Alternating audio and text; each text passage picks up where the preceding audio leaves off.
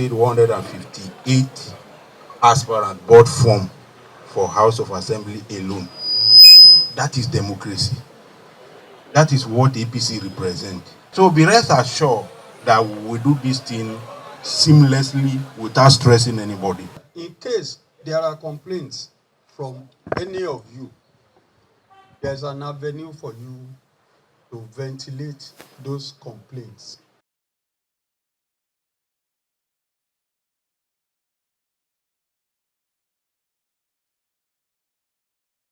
And they have assured us that all the aspirants we should be calm, that everybody will be well attended to at the end of the day. Smooth, it's seamless, and very, very encouraging. So we pray that we have the sportsmanship in us to take it, and it is only God that gives power. From the process thus far, it has been free, fair, and open to all members of the party. The seats are very, very mega. Out of the 24 seats, we have over 128 people applied. So definitely, there must be that seat, one seat for one person in that aspect. So